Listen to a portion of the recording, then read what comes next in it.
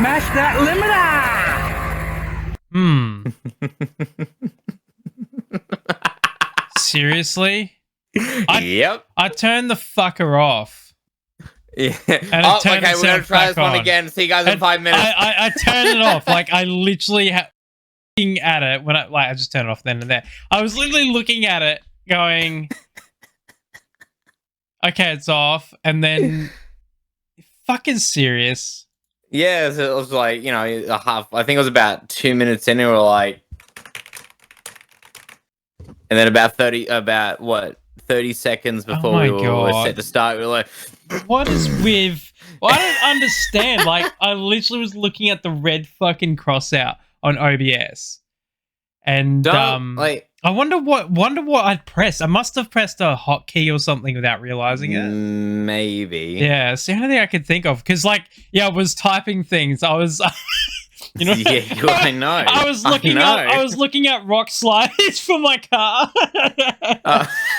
I'm just like, I wonder how much rock sliders are these days. And I'm like looking them up, and I'm just typing. I had no idea that everyone was hearing me type. Oh, it's funny as. Well, that happened. What an introduction. I hope everyone's going to have a great day. Oh my God. Speaking of rock sliders, they are overly expensive. What are rock sliders? I need to look this up. I'll show you on the browsing. Rock sliders are basically like a heavy-duty sidestep designed to be able to support the vehicle over rough terrain like rocks and shit. So if you get snagged up on a rock, you basically won't damage underneath your car, essentially, particularly your side panels. Right, okay, so we are looking at the same thing. How peculiar. Yeah, like, you know, this one here is like $680 for this one, but the mounting system on this one doesn't look right. So I was looking at this one here. Innovative. This one here, I was like looking at. A lot of them like say this price, but then when you add a powder coated charge and all that sort of stuff, it ends up being like over $1,000. Which, in my opinion, $1,000 for a pair of rock sliders is a rip-off. Why the fuck are people charging $1,000 for rock sliders? I'm sorry. All they are is metal tubing, usually 3 to 5 mil thick, depending on the grade you want, and a few steel plates welded together. There's not complicated. If I had a welder, I would do it myself, but I don't have a welder. So that's why I won't do it myself. The powder coating stuff doesn't cost that much either. So I don't know why they're... But yeah, essentially these things here attached to the chassis of your car. So that's what makes them robust, is because they're literally attached to the chassis. Where like a lot of side steps, like on my car, I've got the cheap, shitty plastic side step. That's actually attached to the body of the car. It offers no protection whatsoever. The only thing it offers is just footsteps. But yeah, all of these roof consoles. I was thinking about getting a roof console once, but I think it'd be more in the way than anything. Oh my God, advertisement pop-ups. Oh, here we go. So, where is the website? This one, I think it's this one here. So, like, it says it's $770. Yeah, here we go. It says it's $770, right? And then we just go raw unpainted. Let's just go satin black. It's not changing the price. Skid plate 5mm. So basically what that means is uses a thicker plate, which is what you should do if you're going to do proper rock sliding and stuff like that. You'd want that. But yeah, so look, just that alone has bumped the price up to $1,120. And let's go add a checker plate. Let's see how much that adds extra. Get all the extras. All the extras. All of them. And instead of... Look at that. Fuck off. It's like an extra $200 for checkered plate. Oh my God. And then if you go angled flat, does that change the price? That shouldn't change the price. Surely. No, I was going to say that it shouldn't change the price whether it's angled. I personally think flat is good, because when you angle up 20 degrees, what that does is it angles it up towards the body. It's so then that way when you roll side to side, you don't catch on anything. It gives you a bit more clearance, because that's basically it there. But the problem is, there's no point having a checkered plate on it if you're going to angle it because your foot doesn't go inside there. So if you just sort of get it satin black, it's 870. That's not too bad of a price. I would pay that amount of money for rock sliders, but I wouldn't pay $1,000. Fuck that. It's not worth it. And like me personally, for my use case scenario, I would prefer checkered plate because then that way, if Ray was to get into my vehicle, you know, she won't trip up and fall over. But if I'm going to go 20 degrees angled up, there's no point having checkered plate because the checkered plate literally goes in the gap there. So if you have a look here, it goes in the gaps there, right? But when you angle your vehicle up like that, see where the checkered plate is? It's actually in between the body and the top of the bar, so it's like it's not useful, like at all. So yeah. So what I would do, this is what I would do. I would buy this, right, and I'd do it like this: get it satin black and whatnot, and then I would wrap or install, you know, that grip stuff you can buy. Like you find them like at the bottom. That's like it looks like it's basically sandpaper with a sticky side. Yeah, exactly. Backside. Exactly. I would buy that and attach that to the because it's got like a adhesive on the other side, like stick to it. I would put a line of that along here, and then that way you'll grip on there. So yeah.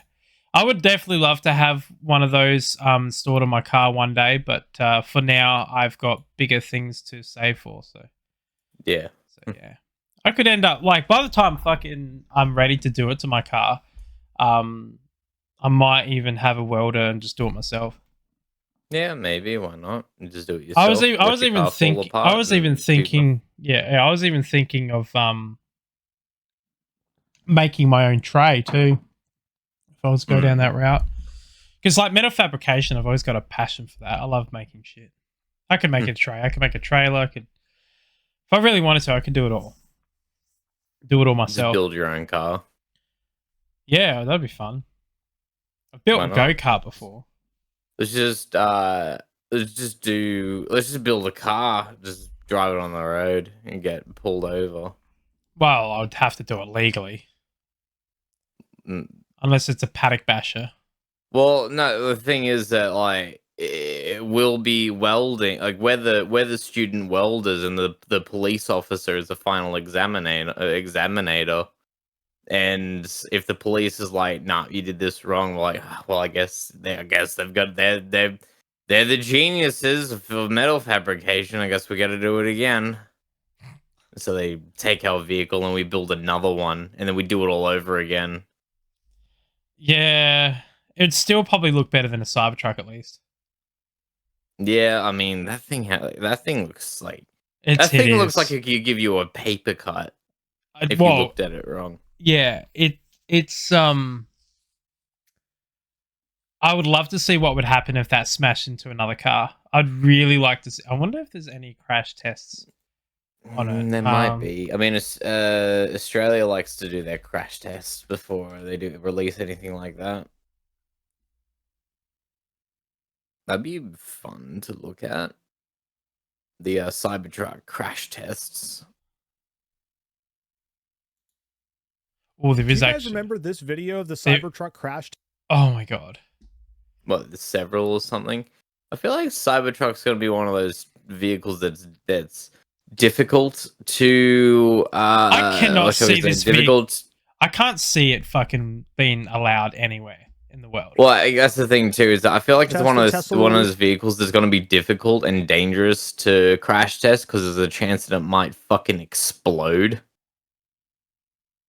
Like, yeah, it's true. That is true. The batteries are being exposed, and now we can't use the crash facilities for a week. God, that is not safe on so many levels. Are you watching? So I've got it up. I'm looking at it. Yeah. So, I mean, it's shatterproof glass.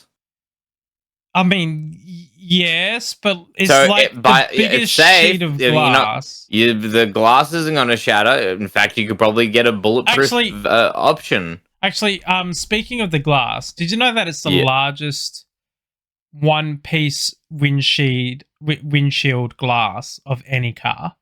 You mean like the thickness or The length, the dimensions? width, the dimensions is the biggest piece. Well, okay. So if you imagine fucking that somehow being pushed down, like imagine the top bit here pushed down, Yeah, it would decapitate everybody in the car. probably. Um, I'm but genuinely curious to see if this actually gets off the ground. That crumble point. Watch the way the metal bends. Like All right, give us a look. that is not safe. How little crumbling is that? Like in any other Oh, modern car, yeah, the you're gonna stop pretty damn quickly. yeah. Yeah, exactly. You are the crumble point. In modern cars, if you were to get in a head on, the engine will literally be hitting up against the firewall. And actually, this is a Yeah. good representation. Look at the crumble points of all these cars. It goes that far back to it hits the firewall. The Cybertruck literally only hits basically the front of the axle. That's bad because you want as much absorption as possible. Yeah. To take away a lot of the impact because like everyone raves on about old cars and how sturdy and robust they were. They are, but the problem is all that impact gets transferred to you, the fleshy person. And so that's why a lot of people in old cars used to die back in the day because the car didn't absorb much of the absorption because of how rigid it was and strong it was. So all the energy was transferred to you because you're moving and you're soft bodied. So a lot of people used to die just because of the impact and the pressure of it. I mean, like, look at that. Look how little crumbling the fucking door is. Oh boy, It didn't even bend the chassis of the car. Ha. Yeah, that thing. I don't think the car's designed for domestic road use. I don't think so. This is just a fucking gimmick. And the only reason why they're allowed to drive around at the moment, balloons. The only reason why they're allowed to drive around in America at the moment is because they're classified as prototypes. So in a lot of countries, this is a little bit of education, but in a lot of countries, if you have a prototype vehicle, whether it be an aircraft or a car, because it's a prototype, it's got special licensing, and it doesn't have to. It has to coincide with safety features, like it has to be able to brake and all that sort of stuff. But it doesn't have to have the other restrictions that a lot of other cars, like for example, it's not required to have like a lot of emission controls and all that sort of stuff. And it's not required to have certain other aspects. It's required basically to be like the minimum safety where you and other users on the road are safe and the car's not going to like damage anyone. But once you start going to like a production line setup, that's when you have to abide by every single law that basically dictates how a car's supposed to be manufactured and produced and safeties and stuff. So that's the reason why they're able to drive that car around at the moment, is because it's a prototype. That solves our problem we were having earlier. If we plan on building our own, if we plan on building our own vehicle, like, no, don't worry, officer, it's a prototype. Well, that's the thing. We could apply for special prototype licensing. An engineer would go over it and make sure that it's safe for a prototype sort of class of license. And then that's that. Planes do it all the time. Yeah. Like you can buy a really cheap plane and regard it as experimental, and you can get away with a lot of things under the experimental category. And that's actually an international law, that one too.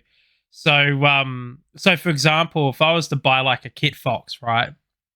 A Kit Fox is a small bush plane that is a really good stall plane, so where it can like land on ridiculously short runways. And they are, in the name, they are a kit. They come to you as a kit and you assemble it and put it together, and it's experimental aircraft with experimental licensing.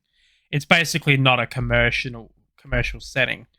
Commercial. I'm keeping commercial that word. commercial setting. So it doesn't have to abide by the same laws and practices that say like a Cessna has to. So yeah. And cars are the same. What's a good example? You know the dune buggies and stuff like that, like VWs, dune buggies or sand buggies. I do. Yeah, so they're regarded as like a kit car. So they have their own sort of. They're a little bit more production line, so they actually are a licensed car, like a Yeah. roadworthy Oh, car. so you can drive them on the road. Yeah, you can drive them on the road, but they're not the same thing. They're like an experimental sort of car where you can swap and change them without too many difficulties and stuff like that. When it comes to engineering, it's not that hard to get the engineering on them because of their design. But if you Yeah. were to like get like a normal car and do an engine swap, it's a little bit more to the by the book of doing an engine change in a car, for example. Right. So what I'm saying is a VW sand buggy is easy to do an engine swap in it because it's literally designed as a kit car to change, swap and change engines in it, where the engineer would just basically look at the list of what the car is capable of, what engines it can run, and then he can just look it all up and go, yep, that's all good, that's all good, that's all good, yep, tick, done. Where if you were to do it to say, I don't know, let's get a Subaru and put a V8 in it, like something stupid like that. It's not necessarily impossible. It's not really theoretically. I wouldn't do it, but my point is like it's a little bit more harder to do because the engineer will look at it and be like, well, for one, this car's not designed to handle these torque figures. Two, how's your engine mounts? Three, what is the power to weight ratio? And then like what suspension did you replace to be able to handle the extra weight in the front? Because that alone, changes the whole dynamics of how the car moves and stuff. Like there's a lot more process of going through where if you have a car that's literally on, okay, you can have this many different type of engines. Oh, you can have a Porsche 911 Boxer engine in it. That's perfectly fine in this kit car. You could have a VW engine in it. That's perfectly fine. You could put a 4-cylinder 2-liter SR20 in it. That's perfectly fine. That's within the specs. Like it's easier with kit cars to do that sort of modification because they're literally designed for modifying. They're engineered and designed out of the production line to be swapped and changed in multiple different parts, where a normal car is not. A normal car is designed for that function. So the experimental prototypes, all that are kind of like under that sort of category. Not to say they're cheaper or more expensive than a normal car or plane, but it's just if you're in the market, there you go. Yeah, it's just something you could learn and play around with. Someone's probably listening to this and go, "You're full of shit, mate." And I'm like, probably. I don't know. I don't own a kit car. I only know of what people have told me. I'm not an expert. The experimental planes I know a bit about though. I love planes. I like flying and stuff. I wish I had my planes. I do like planes. I wish I could fly. Well, I can fly. I know how to land and take off and that stuff, but I just don't have a license. I haven't been Go get one. Years. No, it's too expensive. Oh. It's not worth it. It's not worth it. It's not worth getting a pilot license if you don't have a plane. We'll go get one. If I was ever to become wealthy, though, I would probably have a plane. I have my own airstrip and everything. That'd be fun. But, it would be pretty fun. Be like, yep, I'm gonna go take I'm gonna take the Cessna out for a spin. I would probably get a club sport over a Cessna, I reckon. A Cup. I think my favorite plane to fly in Flight Simulator 2010, I think it was. I think maybe even earlier than that. No, 2004. Flight Simulator 2004. My favorite plane to fly on that was the Piper. That's the one. Yeah. That's a Cub Crafters. They're a oh, there's a Piper there. They're like Kit Foxes but a bit bigger They usually have a bigger engine in them, but they're a bush plane. I'd Yeah. totally fly one of these. When I was They are when I was so fun. when I flew that plane and I thought, all right, time to land. I just turned the engine off Yeah. and just glided in. And my granddad would look at me and said, "Did you turn the engine off?" And I'd say, "Yep, I turned the engine off. It's time to land." He's like, "Okay, good luck." Either that or Kit Fox. I like the Kit Fox. I think they're cool. There's a lot of Freedom Fox on here. That's I think I've seen one of those Trent's fly. planes, the Kit Fox. He's an American, really, really knowledgeable guy. He's so nice. I wish I could meet him. But Trent, he does like drone stuff. So you know, like a lot of the commercials, like vehicle commercials and stuff like that, and even movies. I think he's done movies. Yeah. Where you get those panoramic shots of like flying in. So he does that. So he does the videography of the drones. So that's why he also earns a bit of coin, I think, is from doing that. And probably if you're But good, if you're he's good cool. enough at something, never Yeah. do it for free. And then the Kit Fox is like his passion hobby, where he flies all around America in this plane, and he actually won the almost won. Well, no, he did. He won his class of stall competitions, so that was kind of cool. That's where I was telling you, like, you can land. So basically, the whole objective of the race is you take off. The first person to take off and then land on the shortest distance is the winner. That's how it works. Oh, right. So he won that competition, and then he ended up going up against Draco, which is a turboprop monster of a plane. Unfortunately, it crashed. And he went up against that, which he would never win that because the Draco is a turboprop, which means it has reverse thrust. Yeah. Which means that it can slow down a hell of a lot faster than a Kit Fox can. Because the Kit Fox relies on its brakes.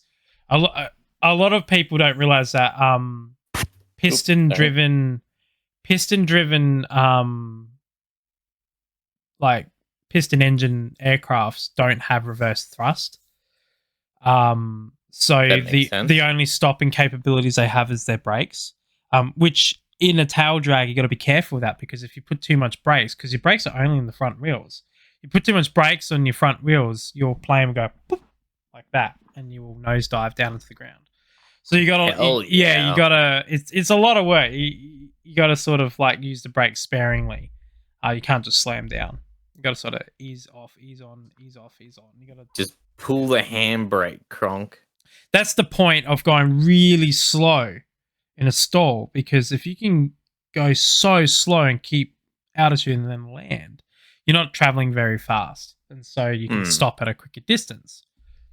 Where Draco can stall, like he had a really good stall range as well, so it would go slow and then it would hit the ground and then go reverse thrust and then it would just stop straight away. So, and reverse thrust is a bit different, especially on a tail dragging plane like Draco is, because you don't need to use your brakes. So like you go reverse thrust, the propellers are now in a pushing motion instead of a pulling motion. So they're pushing, so the aircraft is pushing this way. So you don't get the same hazards as you do with braking your front wheels where you roll like that, because the plane's actually pushing back like that. So it's kind of cool. I don't know. I like planes. I noticed. But anyway, how the hell have you got 4 microphones set up? Explain. Okay, so just to give you some context, I decided that I wanted to talk about microphones and what makes a microphone good and what makes a microphone bad. Yeah. So that way, if you ever decide to go buy a microphone, you listen to it and you think, oh, actually that sounds terrible, I don't want that one. Or well, actually that sounds really good, I want that one. Yeah. So I have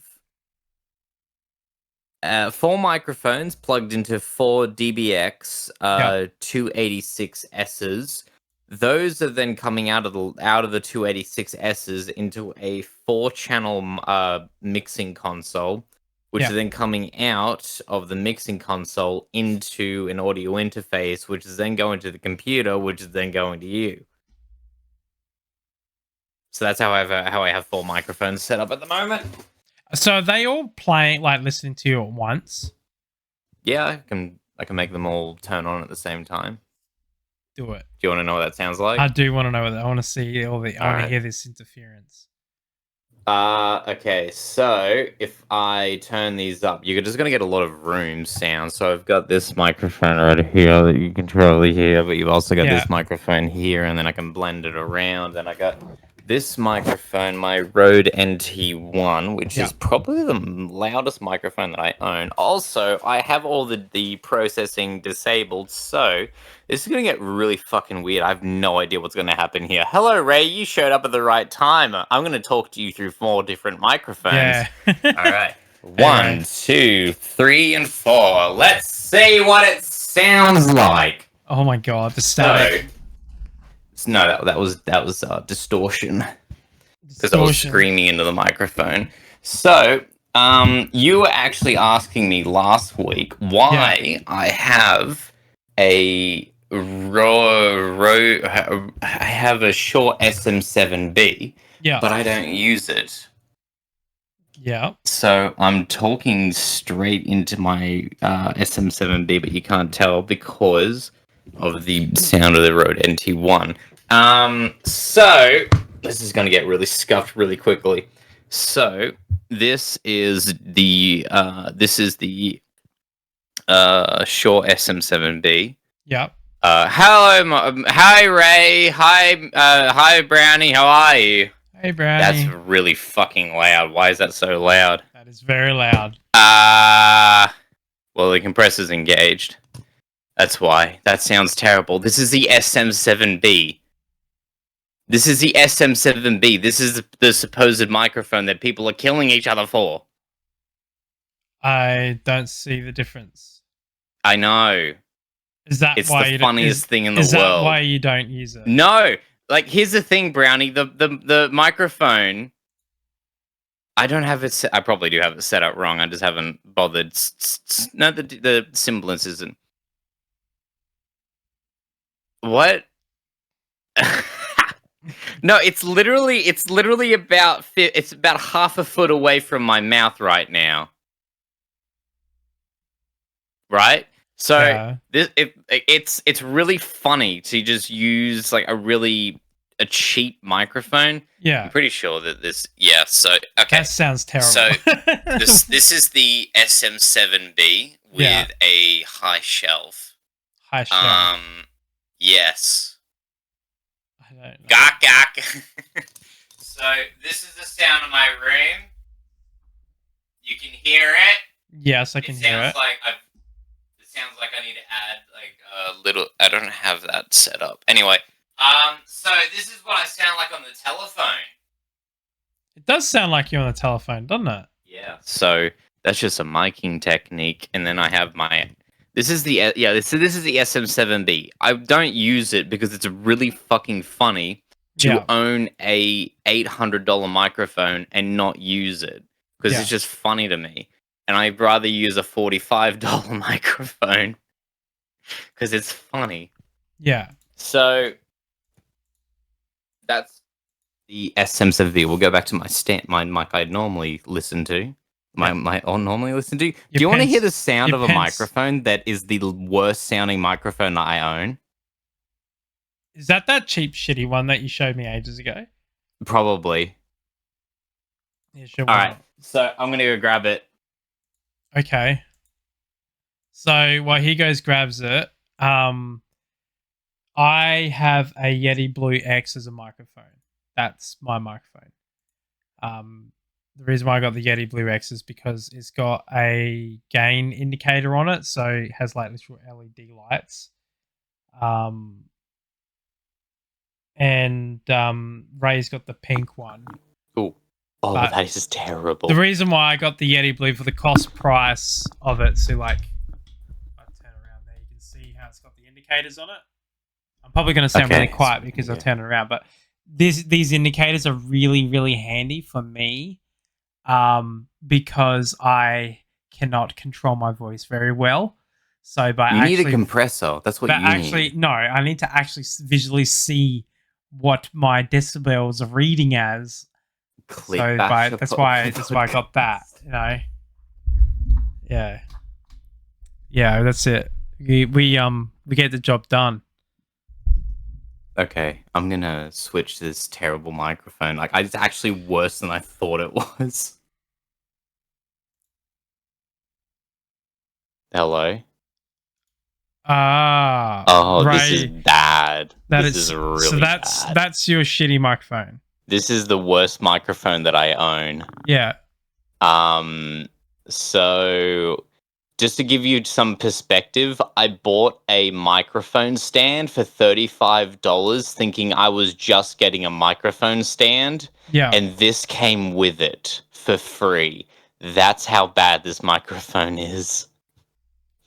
Okay, I think last time last time I checked, I think I owned 11 microphones.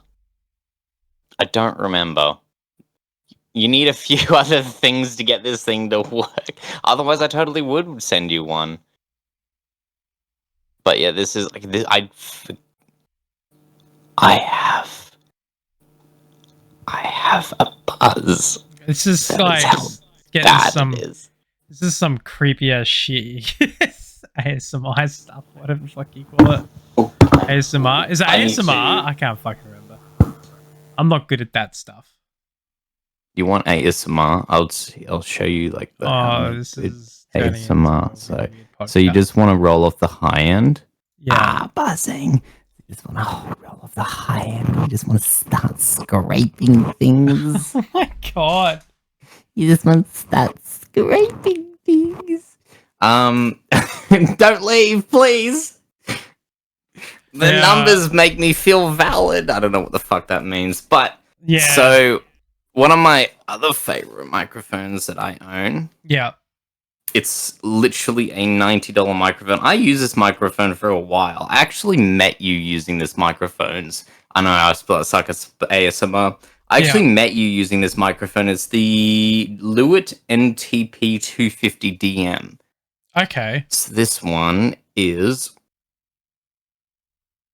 the best way I can describe this microphone is I've been banned from ASMR. The best way I can describe this microphone is it's like a Shure SM57 but more high end. It's got a little bit more high end. Like the SM57 sounds a lot duller than this microphone. I like this microphone a lot. I plan on using it to sample some drum kit elements in January, just for a little project I've been wanting to do for a few years now. It's fucking loud.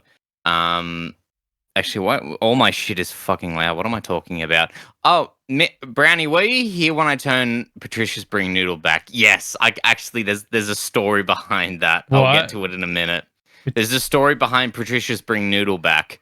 I don't know what that is. Oh, I'll tell you. So, Brownie, were you here when I turned all 4 microphones on?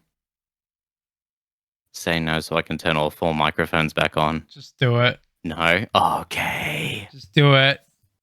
We're gonna do this. We're gonna turn all 4 microphones on. Yeah. So that one should be that one's just down there. So that's the Rode NT1. So if I keep turning, that's not the nope. This is the Rode NT1. Yes, that's the Rode NT1.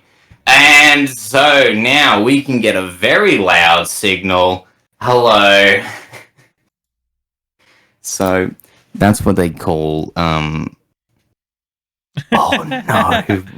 Brownie's headset's all the way up. Brownie. Sorry. Shouldn't have done that. You should. Okay, my bad. Shit. So I know you hate us. Hey, I've done So- nothing wrong, right? Leave me out of it. Don't throw me in the same fucking pit.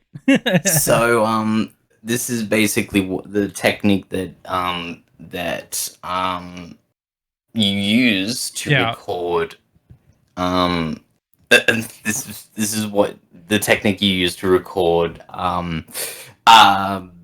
drum kits. Drum kit. So when I was back at university, one of my last projects was to create a song, but I needed drums elements to Yeah. create the drums. So I recorded a drum sample pack in the studio, Yeah. and what, Brownie? What do you want? So in the studio back at university, I wanted as much I wanted as much control over the drum kit as I could possibly get. Yeah. So I used 15 microphones to record the drum kit, and it was so much fucking fun. So I Don't had understand how that's fun to you. it is awesome. I fucking love it. I think I still have the Pro Tools file Yeah. as well, and I have all the photos of me.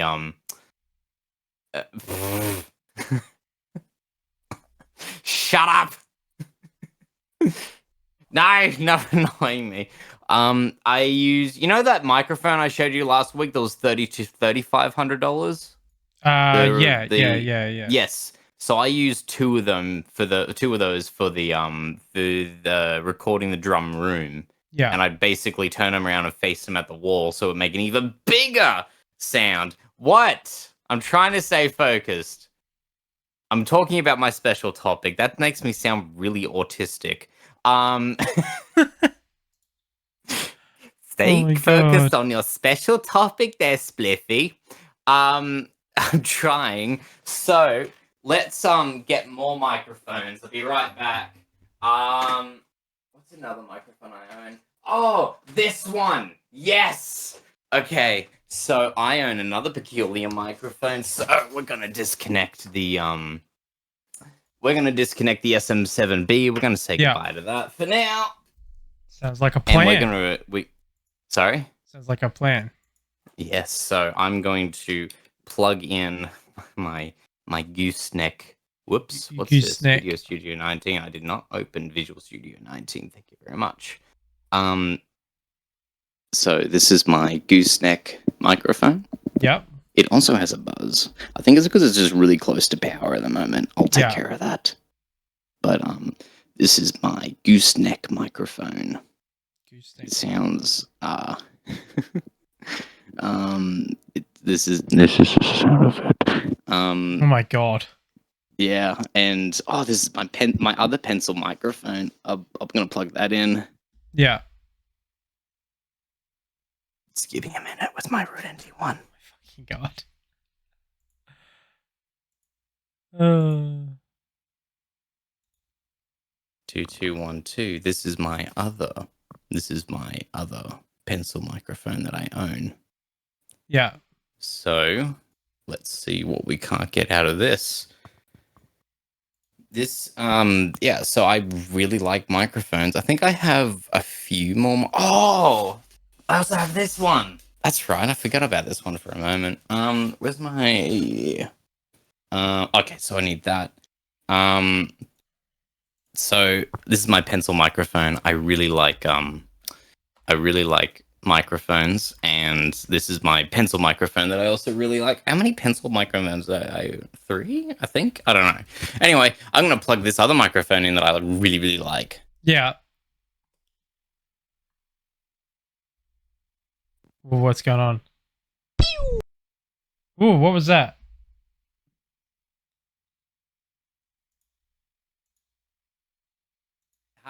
Hey, crime. What's up? Hang on. I don't understand. Have I been? Hi, crime. How are you? Oh, Crimothy. Hey, how are you? We're talking about my special topic, which is which is microphones. I really like microphones. Yeah, he's talking about so we're just gonna go microphones. through. I'm going through all my microphones at the moment. I own a I own a SM7B and don't use it because I think it's funny to not use it. He likes sticking mics up his. No, I don't. I do not like this. Because then the signal sounds shit. Sorry, that was a really bad pun. You just hear the fucking the gas. No, noise. you need to listen to me when it comes to microphones. I fucking love microphones. Yeah. Have you tried? No.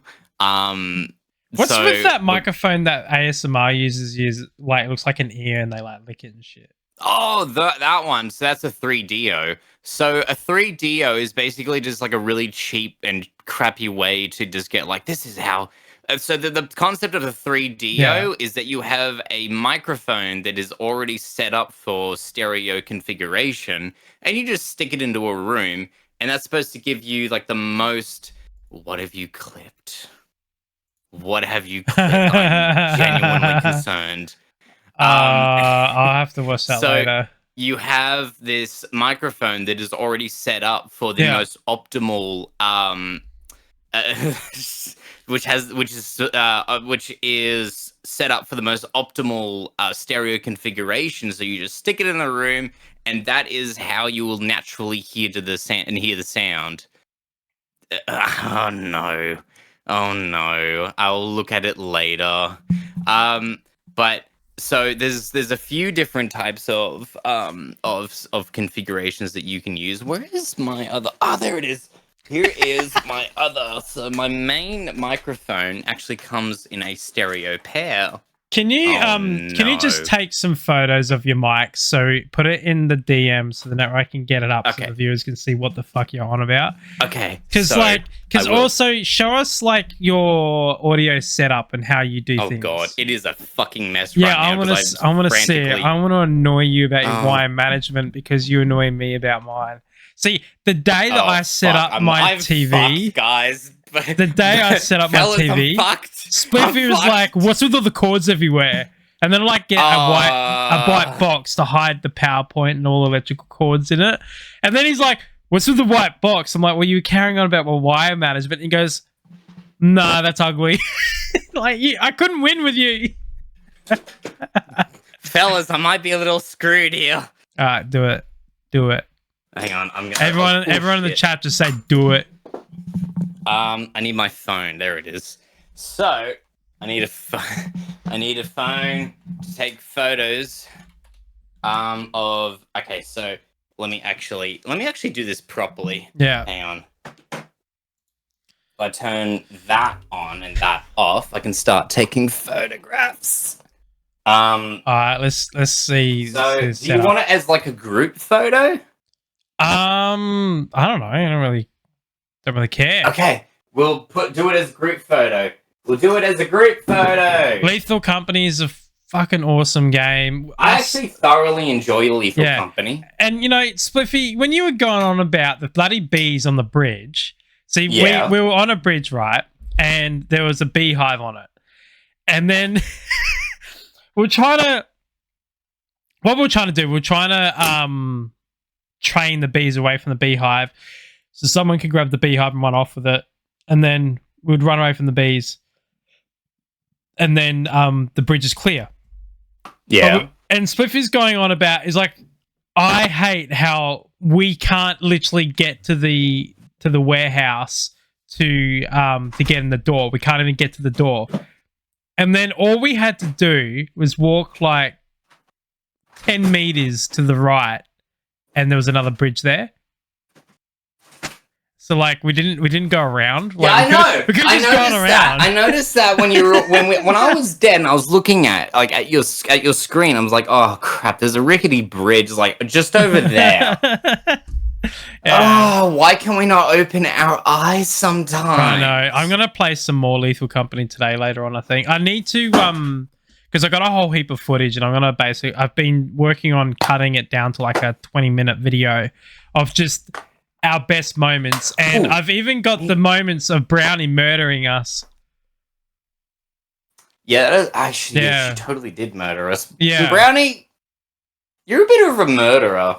Actually, not a bit of a murderer. You were very much a murderer. So she killed Spliffy, And Yes. then she looks at me and goes, "If you tell Ray, I'll kill you." And I said, "Don't tell me what to fucking do." I ran off. She's sitting there chasing me with a shovel to murder me. It was funny. Okay, so let's start taking photos. Well, why did Brownie leave then? Brownie should never leave. Brownie should just always be there. Yeah, she's like she's banned from leaving ever again. Yeah, you're not allowed to leave, Brownie, when we're live. You have to stay. It's just part of life. But no, I am seriously like enjoying Lethal Company. It's a lot of fun. Oh yeah, absolutely. And the game's like mechanics is different to who you play with as well. Like I don't think you could play it seriously, but I don't think it'd be that fun if you played it seriously. Oh fuck! I need to stop doing that. Have you got your photos done yet? Not yet. I'm taking the last photo now. Oh, he's not good enough, Spliffy. Just Shut saying, up! I'm disappointed. Shut up! Shut up! How do I don't buttons, brain, work please.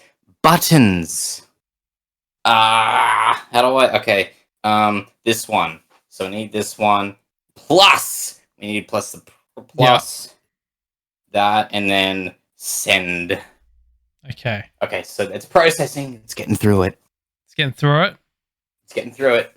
Now, did you send that on the limiter basher? Oh no, you sent it directly from yours. Correct. Okay, cool. Oh, hey, no, I thought I sent it via limiter basher. Nope. No, okay, so now I understand what happened. Do you want me to send it via limiter basher?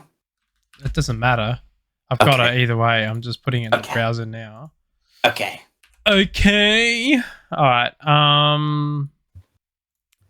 Jesus Christ, man. How do you work with all these dials? Like if I had all these dials, I'd be playing with them. Like a kid. Well, if you understand how one processes dials work, you understand how all four of them work. I'd be a child in a dial store, turning every knob and yeah, and getting a terrible sound. I do play with them. I have no idea if. Oh yeah, I know I do play with them all the fucking time. Oh, I didn't even show my fucking What? Hang on, I need to take one more photo. Okay. Wow, man, that's some expensive equipment you got there, though. No, well, no, kind of. It depends on where you get it from. Yeah. Because, like, it also depends on what you need. Yeah. Because, like, I could quite easily take 4 of these processors. In total, it's like, in total, right, at today's value? Yeah. It's like $1,600 worth of equipment. Just for the processors. Only $1,600 worth of equipment. Yeah. Because, like, if I did that with SSL, like SSL equipment, like $1,300 will get me a preamp, which does one thing. Yeah. Yeah, I don't know, man. I don't know. I do not know. No, I know. Have you sent the other photo yet? Not yet. I'm waiting. Shut up. I'm waiting eagerly. No. You're not allowed to wait it eagerly. Yeah, Spliffy loves to play with knobs all the time. Yeah, well, I have to make adjustments to make it sound a little bit better. Even if it's just a little bit. You gotta find that sweet spot, eh? Yeah, absolutely. 1, 2, and send those. Speaking of some news, did you all hear that VR chat is adding fucking microtransactions? Okay, so define microtransactions. I've heard about the Creator Hub. Okay, so they're adding in a money system just like Fortnite, Minecraft on Bedrock Edition, all that sort of stuff, where you have to buy coins and then you use those coins to buy like skins and then worlds and stuff like that. Okay, do you have to do that? Or I don't know, but it's starting to look like they're going to try and start fucking making money off us. I mean, okay, so... I know it's free, but... should stay not free! Necessarily... Okay, so... Not necessarily the worst thing in the world. I mean, okay, so here's the thing, right? Yeah. Spending money on something is, the worst thing in the world, of course, right? But Yeah. like, you know, at the end of the day, someone's getting paid. I'm Yeah, I assuming know. they're using those coins. Like, basically, I think my assumption with the coins is that you buy coins to encrypt money, and then the money then goes to the developer, and the developer can decrypt the money and then get paid that way. That's Yeah. a theory. I'm not Okay. entirely sure. But I mean, at the end of the day, if your creation's pretty fucking cool and you get enough people behind it, I mean, why not make some money off of it? Yeah, I I suppose. But I don't know. I just hope it doesn't turn into like PUBG, Fortnite, all those games where just microtransaction are basically like, if you want anything unique, you have to pay for it. And if they start doing that, then I get kind of annoyed. It's kind of like that anyway, because like there are some Patreon exclusive avatars. That is true. Yeah, that is true. So I think they're just expanding on that. Yeah. That's what I'm thinking, is they're just maybe expanding on they're that. Which is maybe like, they're you know what, trying if you to. Yeah. if there are enough 3D artists, like if there are 3D artists who want to get paid doing VR chat stuff, fucking more power to them as far as I'm concerned. Yeah, You don't yes. have to buy it. You can walk around in default stuff if you really want to. I mean, we've been playing the game how many fucking years, and like we've been slowly, you know, not playing as often anymore, but That is that's true. that's neither here nor there. So it's whatever. It's not really something I'm overly concerned about, if that makes any sense. Okay, back to audio equipment. So this is what is this? Explain what the hell this is. In this That shop. is an Electron AIM 68. So essentially that's a 6-channel mixing console. So you have 4 microphone and line input microphone, those 4 cables, and then the 2 stereo input, which is the 2 jacks, is a stereo input, so you can plug your phone in or whatever other stereo source in, and have a channel dedicated to that. So are these your microphone XLR cables? These two here? No. Okay, no, those are that's output. So that's going to those 2 microphones, the left and right, going to the audio interface. I don't think you can hear me because Discord is a mono source. It's not a stereo source. So you can't hear me pan it if I really wanted to go crazy. And that thing behind there's your audio interface, isn't it? Correct. Yeah. That's my audio interface. That's what I started this whole thing with. Okay, and then I've had that thing for how many years now? You've got this whole panel set up here. Yes. What the fuck is it? So those are 4 microphone processing channels. Yeah, 4 of them. Yes, I want more. So because I have a problem. Do you buy these individually then, like one bank? Yes. So this is your rack here, isn't it? Because that's your rack. Okay. Yes. And then these are your microphones. Oh, that's the fucking Zoom. That's the thing that you're talking about that you use for recording instruments and that. No, these are all like little microphones on top of it, aren't they? Yes. Yeah. So that's a Zoom H5. I've had that for a while now, actually. Yeah. So say for example, that is tiny. That's the microphone that you use every fucking day. That's the microphone I use every single day. This is what he fucking is on podcast talking to us with, this little thing. This little thing sounds the same as this. It is fucking hilarious. And it sounds exactly the same as this. And it's a $45 microphone. And then 3 microphones away is the SM7B. That is probably the most expensive microphone I own, which is, I think, how much is an SM7B in today's it's like $800 and something. That sounds about right. Yeah. It's almost $1,000. Yes. And I refuse to use it because it's funny to use a $45 microphone over a nearly $1,000 microphone. But it just goes to show, if you have all your processing and cleanup, like, you can make any microphones good. Yeah. Yes, that's my theory anyway. So those are my microphones. I bought a camera. I'm yet to use it yet, but I bought a camera that's in there. It's in the top left. That's the camera there? Zoom camera. Yeah, Zoom camera in the top left. That's the one. And that's got like audio quality like this one here. Oh yeah, absolutely. So it's got 2 XLR in, and it's also got an XY microphone up top. Okay. It's a stereo configuration up on top, like a top little. Yeah. I can't really explain it very well, but Okay, so that's all your different mics, and then you got this thing here. Is that your distortion thing that makes you sound like a robot and shit like that? No. Oh, okay. This one. Okay. That's that one. So what does this That thing also do? does the pitch Shifting. It also does a pitch shifting. Okay. It sucks they don't make these anymore, and I really want another one. And then this is your. That's what you're talking I'm in about. the process of creating a cable, so that way I can basically go straight out from my first audio processor to the audio processor to the my multi effects. What does this beatbox sound like? Sorry. What does the beatbox do? I don't know. I've pressed it and nothing's happened. Press it. No, I haven't got the same. I don't have it hooked up because I'm working on a cable to actually integrate it into the signal chain. Because it's a little bit funky.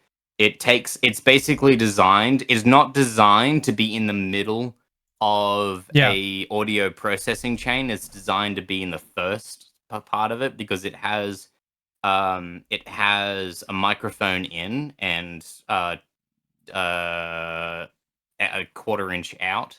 That's the way it's designed to be. So, but I got to work. But basically, I'm designing a cable that's a 1/4 inch to XLR, so that way I can just plug straight into it and just turn it up and go with it. I'm genuinely curious to how that's going to work. I'm probably not sure. I think I've gotten it to work in the past. No, that's right. No, that's not how I got it to work. Anyway, it doesn't matter. You gotta experiment with shit. I gotta do a few things. Yes. Yeah. How hard is it to change like a 3/4 jack to XLR with wiring and stuff? Bread and butter of what I do, mate. Yeah. It's so fucking easy. Yeah. All you have to be concerned about is what cable pole is going to what pin. Yeah. If you got that figured out, you'll be able to do anything. Yeah. Okay.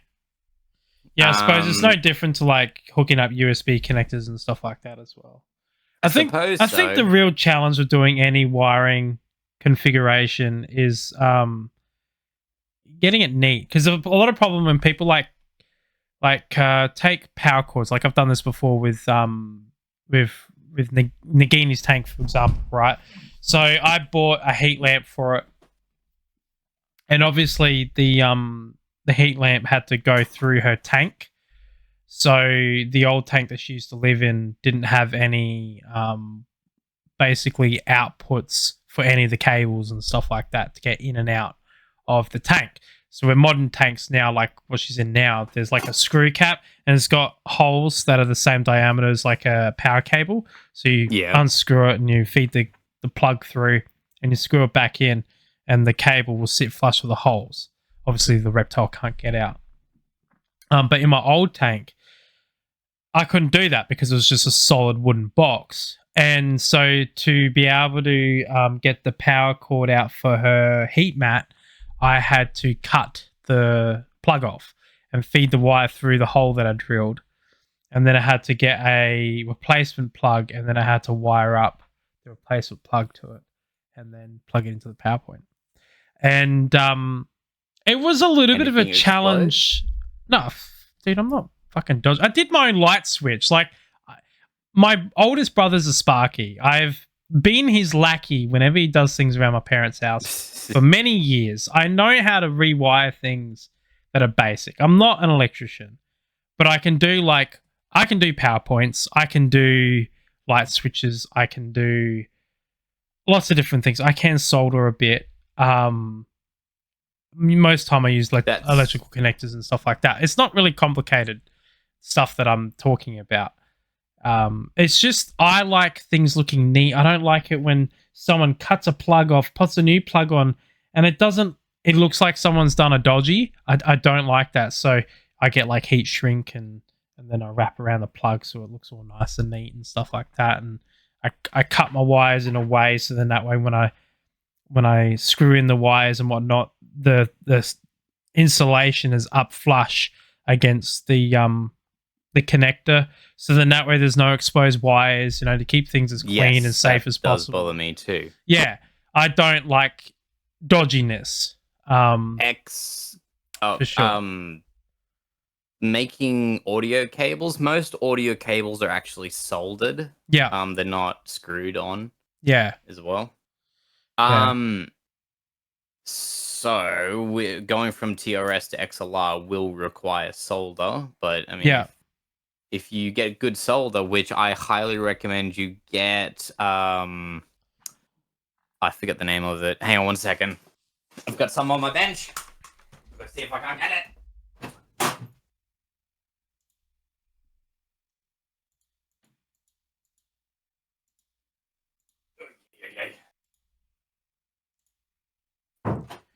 Gonna get the solder. Gonna get Let's the see. So, solder. Okay. I first bought myself solder, Yep. not from work. I think a couple of months ago, I just bought some from. I bought some from Super Cheap Auto. Super cheap auto. Yeah. Yeah, I bought their solder. I thought, oh, screw it, why not? It's got the same metric. Yeah, it might work. You know. Yeah, and it's the worst thing ever. I hate it. Oh, I hate really? using that solder. It sucks. I heard that the battery powered ones are pretty good. I don't you tend to use the battery powered ones, but I don't have one The either in saying that. I highly recommend you get Duratech soldering wire because that stuff seems to work brilliantly. Yeah. Even though it's the exact same, it's 60-40 and 2% resin. And you can also get a lead-free version. Look as at well. this I haven't. funky version. Look at that. What's this? What? It's a soldering gun. Oh. That's So, kind of, and you wait, plug a so that Milwaukee feeds battery in into it. it? Yeah. Oh, it does too. That feeds And into it, and it it's fits a kind of like Milwaukee a battery. Right. How Huh. interesting. I wonder how well that works. Probably not. I don't know. I don't know. I haven't used anything other than socket. You can also get gas-powered soldering irons. You can. I've seen them, but a lot of people use these, the Milwaukee 12 I volt. have seen that. I have actually seen one of those out in the field. They I haven't used one. A lot of people think they work really, really well. Right. And because they're portable as well, it's really handy because you don't get like stuck with a cord. A lot of mechanics. Yeah. I see mechanics use these all the time. Yeah, that makes sense. You don't really yeah. want that huge cable going over the engine all the time. No. But I'm used to. My dad's got a really old solder. What is it called? A solder torch, isn't it? Soldering iron. Iron. That's right. Oops, wrong way. This is how Hunter spells. He doesn't. He doesn't. He doesn't spell at all. He doesn't at all. My dad's got like something like this, but like his one is this is basically like a metal steel box made out of tin metal. It allows you to control the temperature. Yeah. He's got one of these and he's got a little coil thing in it and whatnot. I don't like using his solder because this cord is so fucking short on this solder. It's like it's so impractical. My brother's got a whole heap of different one. He's got the gas one. He's got the gas pen solder. Yeah, one of my colleagues has one of those. He showed it really to me how to refuel it. They're really expensive. Yeah, he's got one of these. That one there.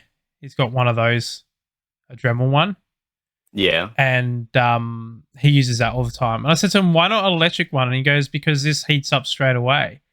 Yeah, and true, you can control the heat on it a lot more. Yeah. Yeah, it's. I would imagine it would be quite handy. Yeah, I think so too. It's mainly, I think Sparkies mainly prefer to use them. Because it will work in all sorts of environments and stuff. And probably you can really dial the heat control where electric you can't really. It's like it's either hot or not. Where I think with these, I've got not necessarily. I've got a soldering iron. I've got a soldering iron that you can control the temperature. Yeah, but yours portable? Yes. No. Yeah, I'm not talking about like the one that has like on my dad's where you plug into a PowerPoint and you turn the dial. I'm talking about like one on the fly. I think that is the only one that you can control the power with the Oh, gas. right. That's in Now that I see what setting. you're talking about. Yeah, because like think about it. If you're up in the fucking sky of a warehouse, soldering in lines or something like that on a fuse box or whatever that's up on the roof or whatever, you can't really just bring your soldering iron up there. No, that makes sense. Yeah, so that's pretty cool.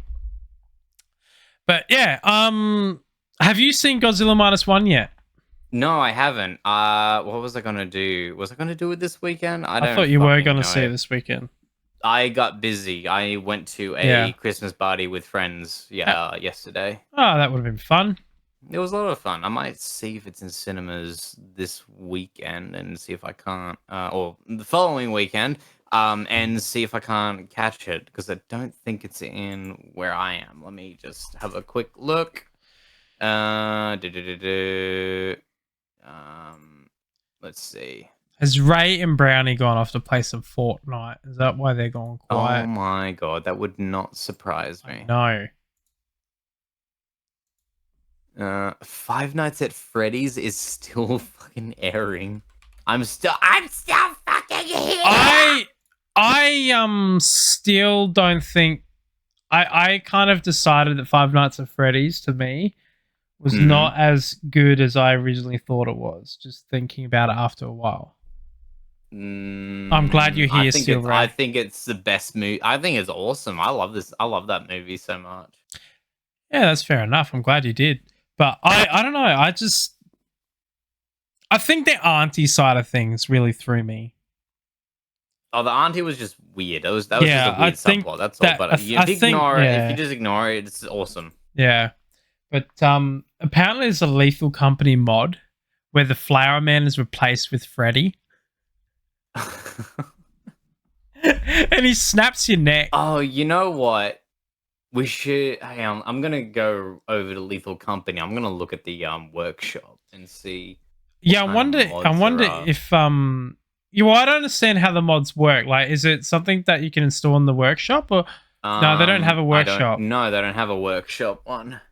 So okay, so there's either a Nexus or a MobMD question. Or MobDB, I meant to say. There's got to be a way of doing Lethal Company. Use a mod that I saw the Skinwalker. I know about the Skinwalker mod. I'm genuinely excited about it because Skinwalkers are fucking awesome. Lethal. Yeah, that would be kind of fun. It records voice lines from your chat and plays them back at you. Oh, that's fucking sick. awesome. I would love that. That's pretty scary too, but I love that. It doesn't have any other mechanics. Oh. I mean, still, to be fair, still that's pretty fucking cool. You'd be just talking and it's like you just hear you or Ray or me just whatevering and okay, bigger lobby. I don't need bigger lobby. Actually, we might get bigger lobby. Oh, it doesn't matter. I actually kind of fucking hate MobDB's search engine because it's really just it looks like you've done a Google search within ModDB. Yeah, and it just looks really gross. New creature. No. So no penalty file. That sounds like something we need. I want to see. Here we go. Okay. I've got the a video of the mod of Freddy. Yeah. So this is Freddy. So he's he's a replacement of the Flower Man. Yeah. On Lethal Company. So yeah. Basically, the Flower Man's a character that will try and sneak up behind you without you knowing and snap your neck from behind. Right. And so they've basically reskinned him as Freddy. So like when you turn and look at him, he'll walk away, but if you corner him, he will get pissed off with you and then kill you. Same if you keep staring, the Flower Man does that. So okay, so hang on. Correct me if I'm wrong, but that's the opposite of an Enderman. Because I'm thinking, like, what if they do that with an Enderman? But I'm pretty sure Enderman get pissed off when you look. See, look, at them. now he's pissed off. He's gonna go and kill him. He's getting pissed off. Ooh, He's getting angry. He's getting angry. Freddy's angry. He's angry. Yeah, yeah. He's gonna get him. Ooh. He's gonna get him.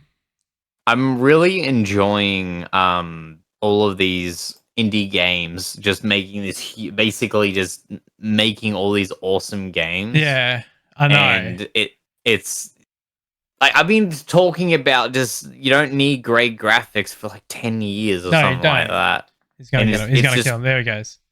We have this explosion. Oh, that is terrifying. Yeah. Oh.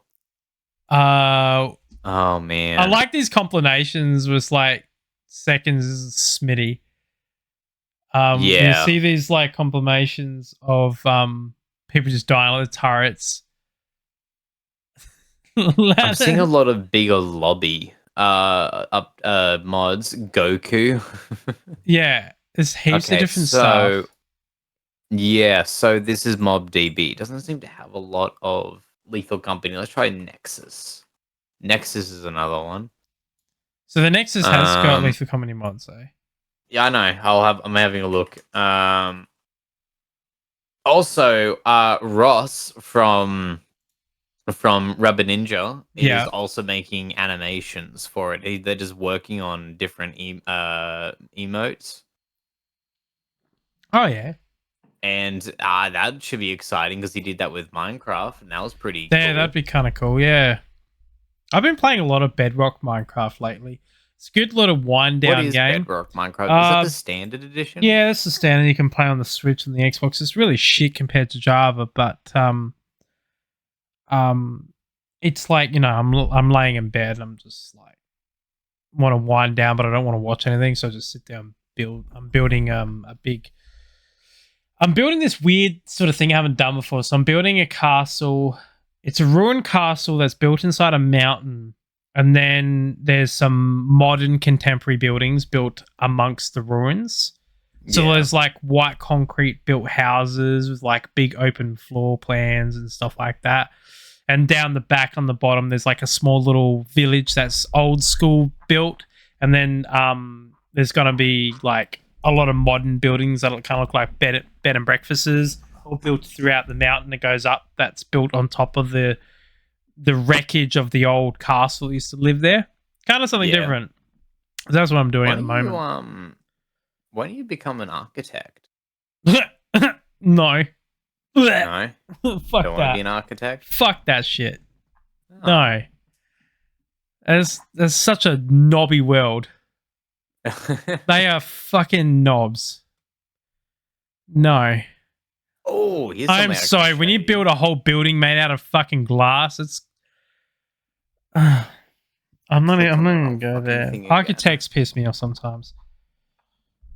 They just make stupid shit for no reason half time, and they make everyone else's life, from the engineers to the builders' life, just a living hell because some fucking rich prick wants their building to look like a sore thumb.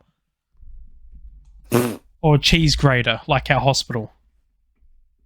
Yeah. Our local hospital, a major hospital, looks like a fucking cheese grater.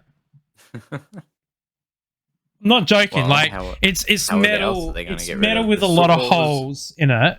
So like it's glass and it's got metal. So imagine a building that's glass all the way around, right?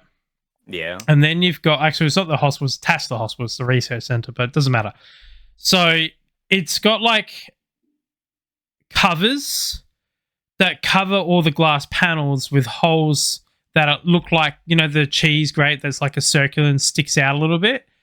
So you can grate cheese. It literally is that. The whole building is that.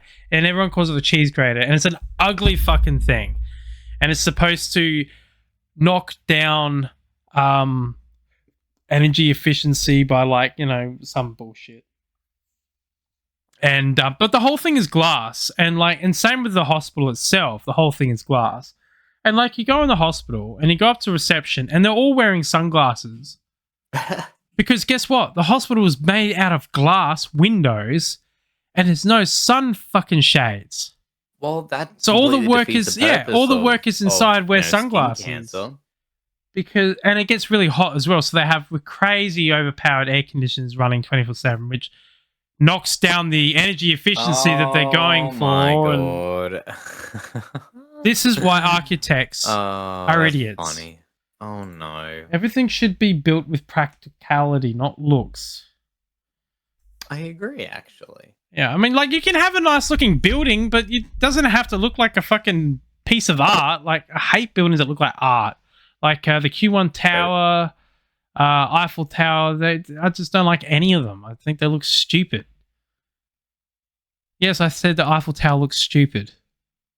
Well, I mean, it was a marvel back in its when it was first built. Yeah, it's still stupid. I suppose so. Yeah, it's like its only purpose is tourism. That's literally the only purpose of it. And Well, fair no, enough, that I wasn't- guess. I don't but think that was it. I don't think that was its purpose to begin was it with. actually a radio tower originally? No, I think it was invented before. No, was it? I'm pretty sure it was invented before radio. Nah, I think so. no. Okay. Radio's been around for a long Mm. time. No, hang on. I need to look. I need to research this. Eiffel Tower, built date. So 1887 was when it was built. Invention of radio. 1895. So, yeah. The Eiffel Tower was built before radio was invented. No, radio's been Um, around since the radio's been around for a long time, dude. Inventor Gigo. Oh my god, this guy's Italian, so I'm gonna screw his name. Guglielmo,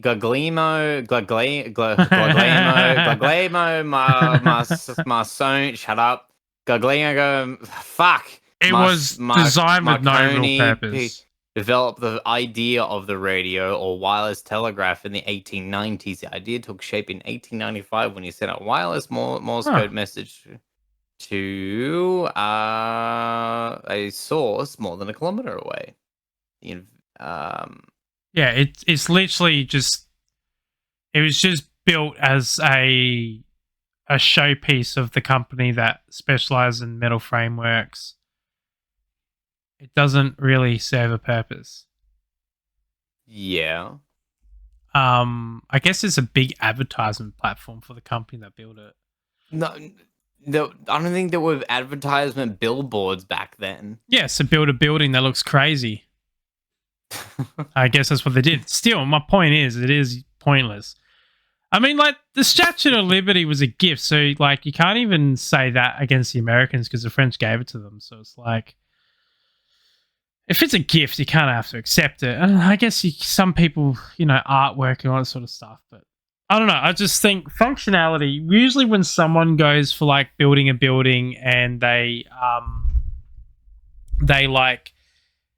make the building to look something like an art piece over functionality. That's when you get really, really weird shapes. Like, you get those apartment complexes that come to a point, and then you go inside those apartment complexes and you're like, well, that whole space there where that point comes to is waste of space. It's just useless. Like, I mean, what's the point? I think we're completely missing the point here entirely. We're like, okay, because, like, one French bloke goes up to another French bloke and he's like, hey, you want to build like a huge fuck off tower? Yeah. And the other French bloke says, no, man, dude, I've got a doom scroll on the internet later. And then the first French guy is like, what the hell's the internet? The second French guy is like, I don't know. And it's like, just in one of those situations, like, just build. They probably just built it because they had nothing better to do. Yeah, I don't know, maybe, but they got famous after that Eiffel Tower building, though, the company, because it looked like they got a lot of contracts and stuff like that. Probably. Afterwards. Yes, I just build something for. Well, because, like, literally when I was looking it up just then, it's like, because they built the Eiffel Tower, they got these contracts. They built this bridge, and this bridge, and this bridge, and it's like, oh wow, it actually did work. Hey, Punky Wog, how's it going?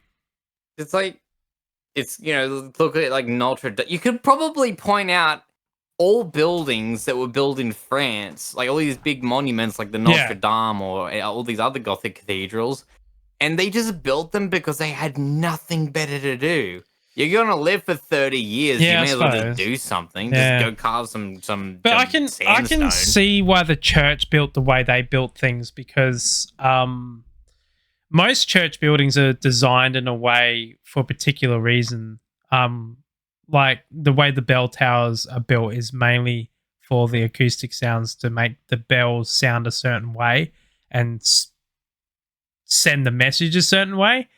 So that's the reason why, like, the bell towers on a lot of churches are shaped that way. It's not because it looks daunting or scary looking or whatever. Because to be honest, a lot of churches do look pretty scary looking. They look very. They've got a dungeon underground that they're gonna tie you up and beat the shit out of you. And back in the day, they did do that. Out of you. That's what they were designed for. They were designed for that. You know, once upon a time, there's a few English churches that have fucking dungeons. But it's the bell towers are designed for the acoustics. I think it's Notre Dame. Notre Dame's the one that burnt down. And they rebuilt it. How long did Notre Dame take to build? Fucking years, I bet you. It took them years.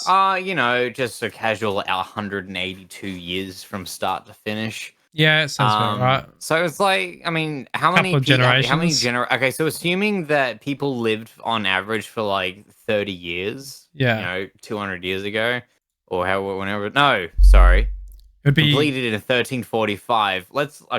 So let's just say that everyone had an average lifespan of 26 years old. Let's just take 182 and divide it by 26, and then you have 7 generations to build the Notre Dame. Wow, all for a church. Yeah, I bet you they didn't even get paid properly.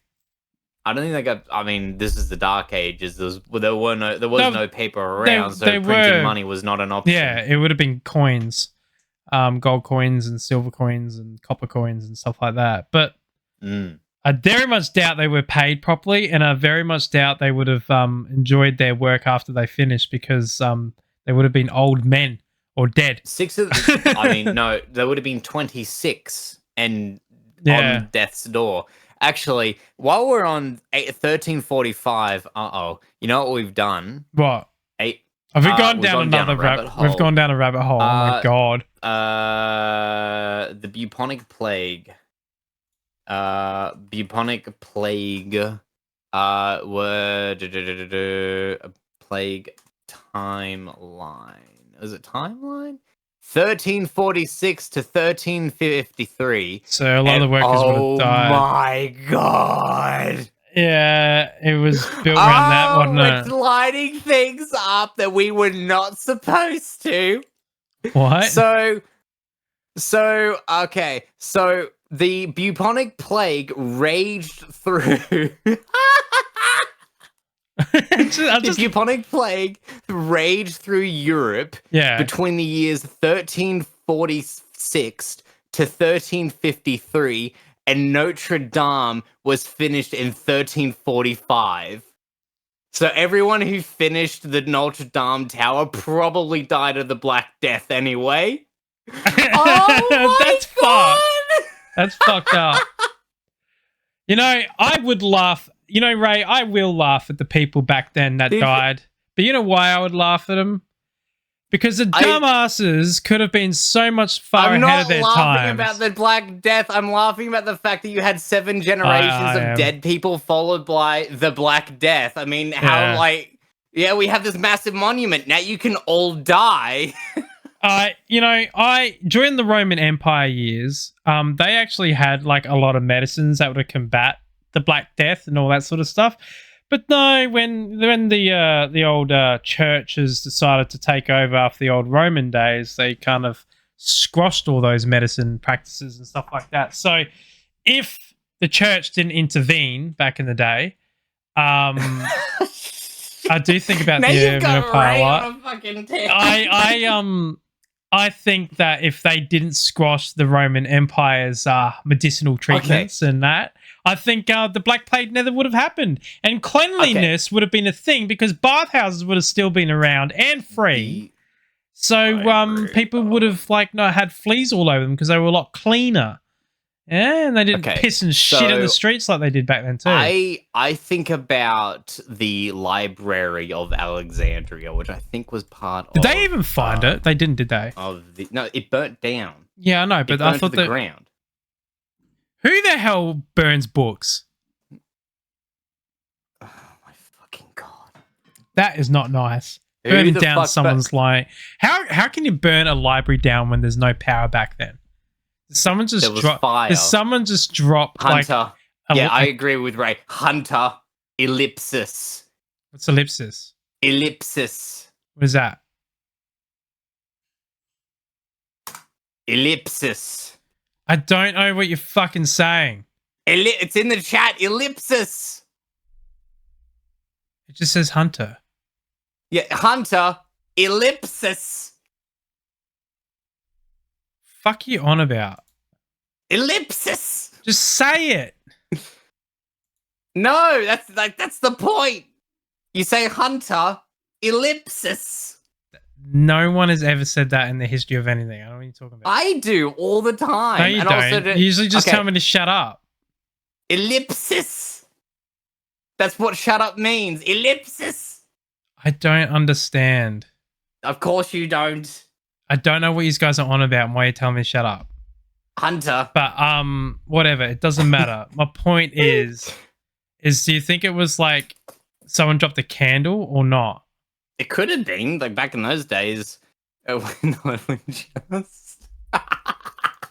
I am so gonna after the podcast. I'm gonna have to ask you explain what the hell I was saying. I'm gonna tell you after the podcast because I don't understand what you're on about. It's okay. We'll fill you in. All right. It must have been burnt down because, like, did they use whale oil and stuff like that? It burnt to the ground. That's what I literally just said. Of course, it was burnt to the ground. Was the Library of Alexandria? Okay, so yeah. Okay, so I think about the Library of Alexandria all of the time. I'm thinking because like you have some horrible, some catastrophic events in time. I think the Library of Alexandria burning to the ground would probably be the worst thing to have ever happened. It's probably the most catastrophic event. Yeah, because not we literally excluding like Julius Caesar burnt that shit probably. Yeah, it wouldn't surprise me. Because like there was history and so many different knowledge that was a part of it. Same with Babylon Tower as well, wouldn't it? Because Babylon Calculus would have been invented before, centuries before Isaac Newton was even born. That's that's the kind of knowledge that we lost as a result. Yeah. So we'd probably have a space age by now. Hence, why it's probably the most catastrophic event to ever happen. Yeah. And the Babylon Tower was another one because Babylon Tower was a library as well. Hang on, what's the Babylon Tower? Babylon Tower is exactly like Babylon Tower. Okay, it could have even been the same. It could have been the Library of. No, that does not look like the Library of Alexandria.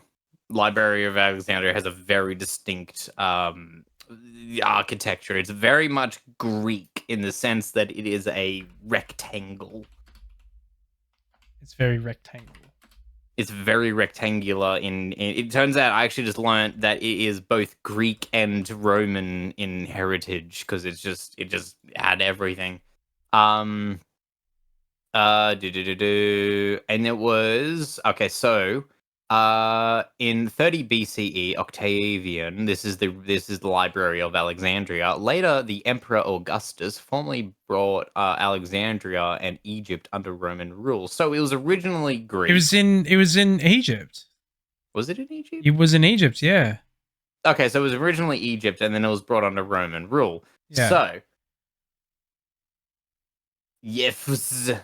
that would make a lot of sense because the ancient Egyptians had like a ancient Egyptians' first ancient civilization. That's probably incorrect with what's happening in South America. I think South America and Egypt are sort of like Egypt's a lot older than South America. A lot older? Yeah, Egypt's a lot older. Never mind. They were the first true modern civilization.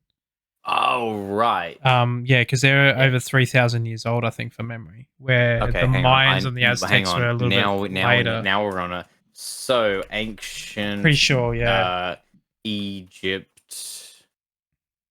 age. I have no idea. 'Cause- It's 3000 BCE. Old. Yeah, it's really old. So the South American ancient civilization, ancient. So you want the Mayans or the Aztecs? They're both. I'm thinking about the Aztecs. That's the ones I'm Yeah. thinking of. Those are the ones I'm familiar with. I think Ancient Mayans are older than Aztecs civilizations, as well. That wouldn't surprise me. But let's check Aztec civilization age. So, hang on. Included different ethnic groups of central Mexico, particularly these groups that spoke Nahuatl language, who dominated large parts of Mesoamerica from the 14th century to the 16th century. So Aztecs were around during the Dark Ages. Yeah, Right. so they're not that old at all then. They're not that old at all. I didn't even realize they were that young, actually. And then you said the Mayans. I Yeah. have no idea how to spell Mayans. It's Mayans, Mayans. M-E-Y. Mayans, yeah. Yep, I've got that. So the oldest civilization. Thank you. Ancient civilization age gauge. Age is 1500 BCE. So So Egyptians are older than all of them. Absolutely. But then what's older than the Egyptians is actually Turkey. Turkey? Yeah, Turkey. This city here. Yeah. I'm not going to bother butchering its names, but basically this is over 4,000. Mesopotamia. Yeah. Potato. So this one here, I can't fucking pronounce that at all. Overlooking Konya Plains in Turkey.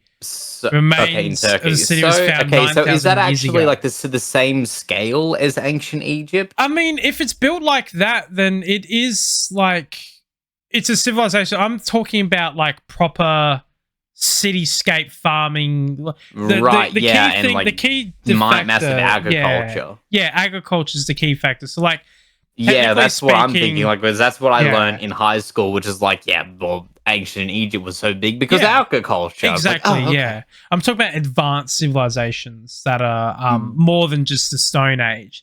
Because, Right. like, technically, the Australian Indigenous population is the oldest civilization that we know of at the moment because they've been here for a fucking long time. But they are Just a not. bit. They were not an advanced civilization like these groups of people because they didn't build these cities and stuff, and they didn't farm animals in the same way that these people did. Not saying that because they couldn't. I think it's just different needs to different climates. But like this is what I'm talking about: advanced technology and stuff like that for the time. That's what I'm going for. So like ancient Egyptians, Mayans, Aztecs, Dark Ages. The Chinese cultures, like the cities and stuff back in those days, like feudal Japan, all that sort of stuff. Those are the sort of type of civilizations I'm talking about. Now you got me on ancient Japanese age. Feudal Japan. So, wow, okay. I think we have a new contender. Oh yeah, yeah. So Paleolithic period of the Japanese period of the ancient Japanese civilization is before 14,000 BC. Wow. So the Japanese civilization is very, very old. And like it took me years to find out as well that they actually have a native people on their lands as well. Really? Yeah, they do. Japanese people were not the first civilization in Japan, especially the Northern Island, I think is where the the indigenous people used to live. I forgot what they're called. Oh, there we go. Mesopotamia is what we know. Sorry, let me try that again. Mesopotamia is what we know as Iraq now. It is the oldest known civilization, 3100 BC, civilized by Sumerians and Akkadians until the fall of Babylon. Why does Babylon ring a bell? I've heard Babylon so many times. Babylon Tower is like a really that's probably where you. keystone. Yeah, so became part of the Greek Empire when Alexander the Great took it. I thought, actually, you know what? I never really considered what heritage Alexander the Great was until now, I suppose. I guess he was ancient Greek. Because it was just Greek in general. Oh, you didn't know he was Greek? I didn't. I've never even gave it much thought. Huh. Yeah, that's so. What else is there? So, like, ancient civilization. Hang on, whoa, 1 second, hang on. Oh, actually, that reminds me. Yeah. Let's go down another rabbit hole. Ancient Russian age. So I don't think Russia's that. Age old. of. Hang on. Medieval Russian states around 1470, including Novgorod, Pskov, and Ryazan, age of only 45,000 years in 2000. What? Hang on. Okay, this is Wikipedia. Shut the fuck up. Kievian. It's Russian. Reading it was doesn't count, Ray. How old is ancient Russia? The Kievian Russian state unified in 879. I'm guessing that's AC. Yeah. Or, but originally dates back as far as 862. Not really impressive. That we know today is created under Federation in 1990.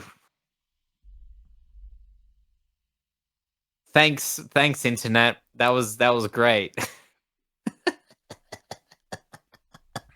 Thank you. So Russia. Sorry, this is really funny. Oh my god. So Russia, the ancient world of Russia, is. Let me just get a calculator. The ancient world of Russia is 32 years old. What? Doesn't make sense. Because it'll make sense why it's okay. Explain this thing, right? So Russia became Russia because the Soviet Union was something else, and then the Soviet Union fell in 1991. So Russia is effectively as old as 1991. Oh God. no. That's like the because I did for years and years and years. I didn't know that England, old like before the medieval times, like old geography is crazy. No, geopolitics is crazy. Like during the ancient Greek times, I used to wonder what were the English doing. With the Anglo-Saxons. Yeah, the Anglo-Saxons or whatnot. I didn't know what they were doing. I didn't know anything about them. So I learnt that back in those days, they used to be living like many other sort of like indigenous people. So they were moving with the lands and avoiding winters and stuff like that. So they were having very difficult in England. Yeah, they had wooden like forest houses that they'll put up and take down every season, and they'll move around England just like nomads. And I was really surprised by that. I was like, I thought they would be having houses and set structures and stuff. But no, they weren't. They were nomads. They were just moving around and stuff back then. No, I'm not saying that. I'm not refuting that. What I want to introduce the idea of the Battle of Hastings of 1066, because that's when the Normans came and actually conquered England. Well, this was like That was- thousands of years before that is what I'm talking about. Oh no, I didn't even know that. No. I thought you were going like I thought you were going to 1066. No, I this didn't is realize like you were- this is like ancient Greek times what they were doing. Oh, that far Yeah, back. that Okay. far back. Yeah, so they were nomads They were walking just like around. chilling out. Doing Yeah, they whatever, were man. because the Greeks actually had moved. Were moving around Europe as well back Mm. then as well, and doing trades and stuff with them. It wasn't until Yeah. the Roman Empire came to be that the Romans took over England. That was when England actually started getting the civilization that we know of today. So that's when all the buildings started becoming cities and London turned into a thing and all that sort of stuff was actually during the Roman times. And they got heated flooring and everything. Heated plumbing. flooring. Yep, the Romans were the ones that invented heated flooring in the bathhouses. So what they would do is they will have like a floor like that, and then what they'll do is they'll heat up steam and then move the steam throughout the floor, and so the hot steam will warm the floor up of the bathhouse, and that's where you get heated flooring. It's pretty cool. Yeah, that makes sense. Yeah. It's like the Romans of like what 2,000 years ago. Like, you know what? I want the essence of the sun in the floor. Yeah. Let's do that. Let's do that. It's exactly what they did. I'll even show With you the a power of I'll even show steam. you a fucking If picture only they of discovered it. the Murloc engine. Alright.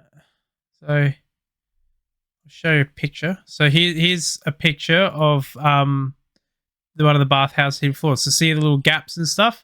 And they used to shoot Yeah. the steam through there and heat up the floor above. See all those Hell little yeah. stones? Yeah. This is what I mean, man. Could have been so much more advanced. Yeah, if the Library of Alexandria didn't burn. Oh, all of it. Everything. Every single... The biggest problem with history, and it happens to this day, is people get scared of technology that they don't understand and they shut it down without researching and learning about it. And this is going to happen with AI. I just see it. The way the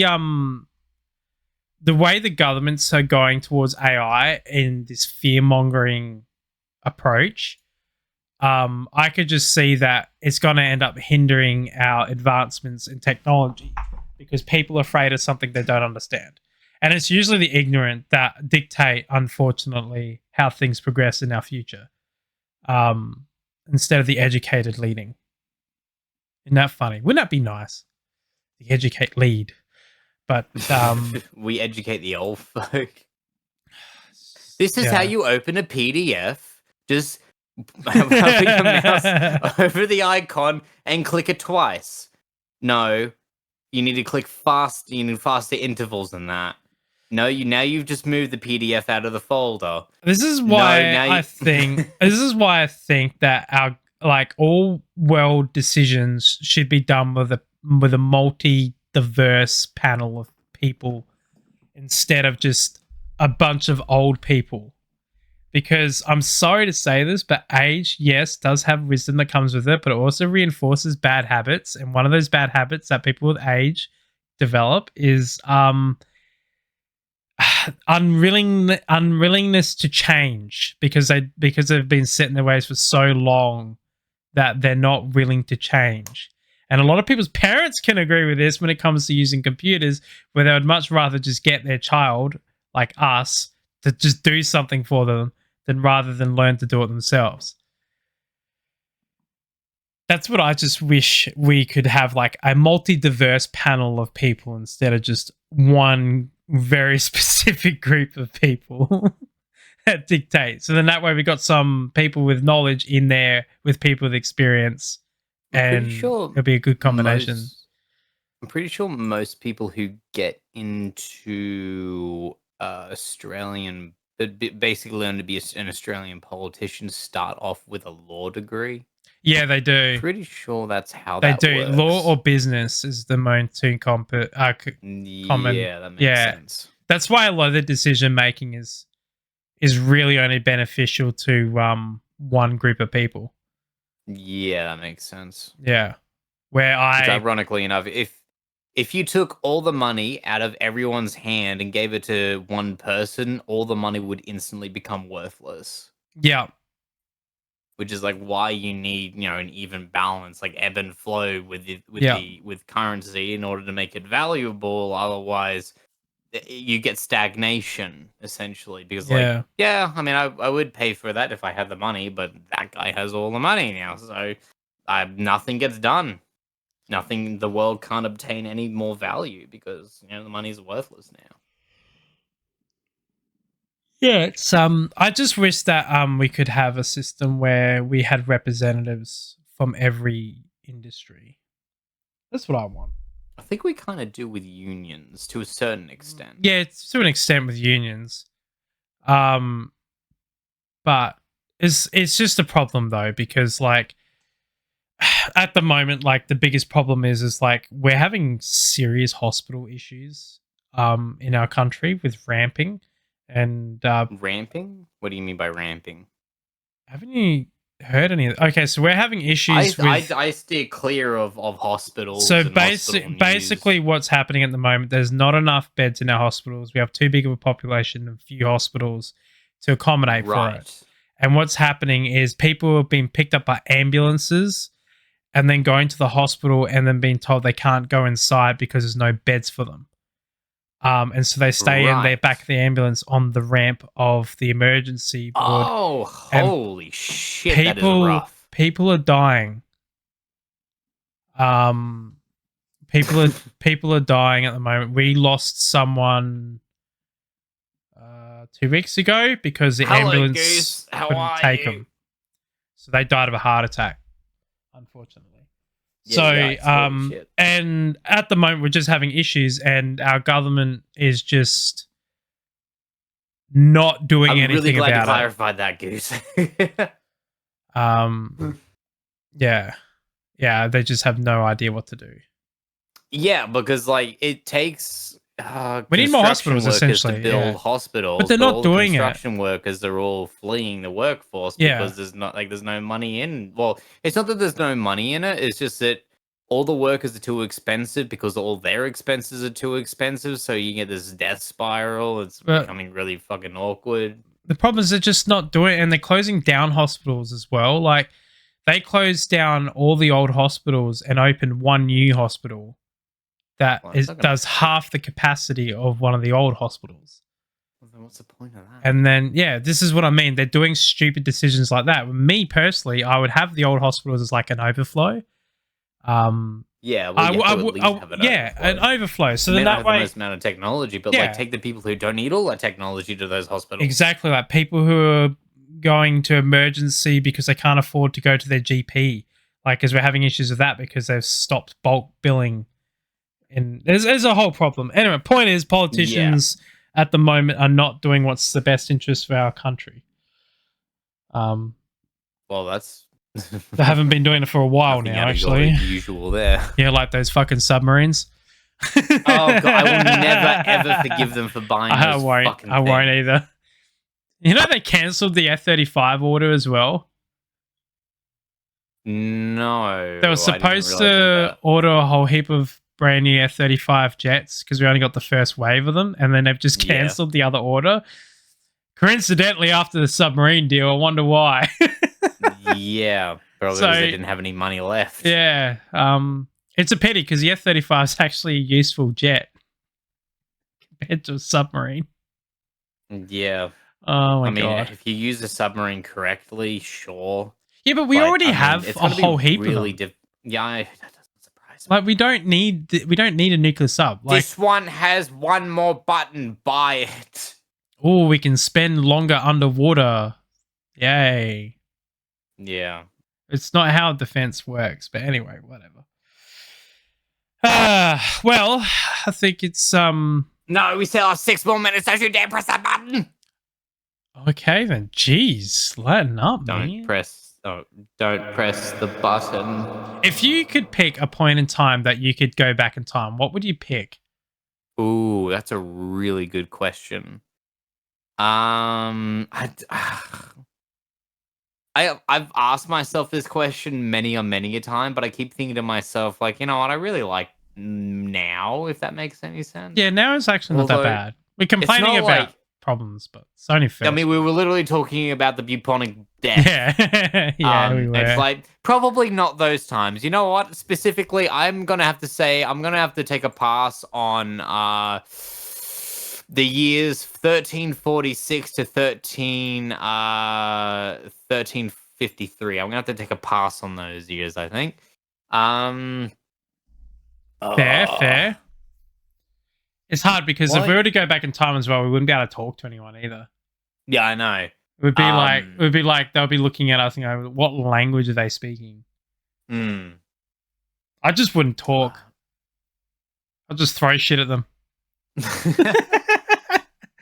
That's a really difficult question. I think I'll have to answer it like maybe during midweek because I think I need time to think about that. Actually, I think me personally, I would.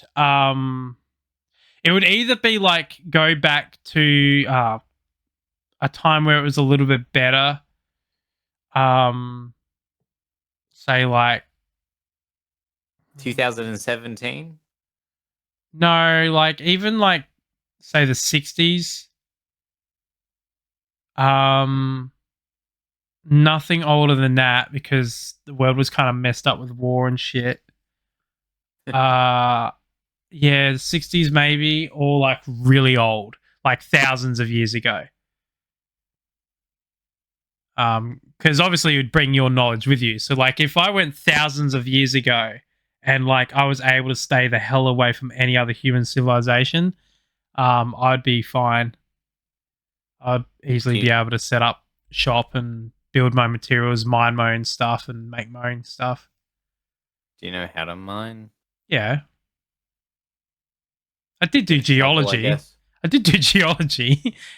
And when I was a kid, I used to like blacksmithing and stuff like that. So I can I know how to make I know how to make steel and stuff like that. And I know how to do it on the old school way, like using sand and dirt and clay and getting the heat right with coal and like coal not coal, like wood coal. Charcoal. Charcoal, yeah, charcoal. I can get flames pretty hot doing that. Yeah, as long as I can stay away from a civilization, because the biggest thing as well is like if you were to go that far back in time and you were anywhere near another human population, you'd instantly be killed. Like you wouldn't survive. They would just gang up and kill you because they would see you as a threat. Burn them. They're a witch. Yeah, something like that. But yeah, I would be fine. I could hunt and gather, and back then it was a lot better climate as well than what it is now. So it was nowhere near as hot as it is now, and yeah, so you'd be fine. Get water easy enough, and yeah. I think to answer this question, I'd probably have to think about a time where it's like, you know what? I think I'd like to go back in time and just be a fly on the wall. Just see how things worked and be like, oh, okay. Could you like? It'd be cool to like make a contraption that looks like a dragon, and then you could keep like horse. Oh, keep stuff away. Maybe that's my answer. What, you can make a Trojan horse? No, like infiltration of one. If I could just be a fly in the wall during the fall of Troy, that'd be pretty fucking cool. It's like I don't you know think that that- Leonardo DiCaprio Yeah. meme where he clicks his finger and points at the TV. That would be me if I go back in time to the fall of Troy and I see this massive Trojan horse. I'm like, oh, there it is, right over there. Spoiler alert, you all die. I do not understand the Trojan horse and how you wouldn't be suspicious about it. Like this giant freaking horse on wheels that is big enough to hold people inside it. If I was that guy in the front gate, I'd be looking at it and going, is that hollow? I'm like, something's really suspicious about this. These guys that are our enemies have given us a gift of a giant oversized wooden horse, which which can fit people inside or something inside it, like, you know, oil or something, I would be like, why so big? Why didn't you just make it like, you know, like a statue in the center of the town size? Like, why this big? And then they'll be like, oh, we wanted to show appreciation, blah blah blah. And I'll be like, yeah, nah, yeah, you're not coming in with that, nah, I don't like it. Looks a bit suspicious. And they're like, no, it would be good. I'm like, oh, I'm gonna make it small and just set it on fire. Just set it on fire. You just start hear the screams, and you're like, I'm getting a promotion to captain. Oh, that is what is an alternative ending of what would have happened in the Fall of Troy if some guy is their brain. I'm pretty sure they all died anyway, although Troy did fall then, as we've literally just called it as the fall. Because Achilles was a part of it as well, wasn't he? Yes. Yeah. The old famous, he got shot in the heel or something like that. Something like that, yeah. And it's like, oh, my one weakness, my ankles. I hate to say this, if anyone was to get shot in the Achilles heel, that's kind of the whole thing that makes fun. It's kind of like the most important tendon in your foot that makes you be able to walk. So yeah, you would kind of fall down. You wouldn't be able to get up and stand on it at all. So just hobble around. Yeah. I have to call him limp. That's it. Well, I think it's time to raid out. All right, let's raid out. I found another. Oh, they've just left. Oh, never mind about that. Oh, heartbroken. I'm very heartbroken. It was someone playing Lethal Company, but that would have been perfect. They just left. I don't know if they're going to be back. Oh no. Be right back. I don't know.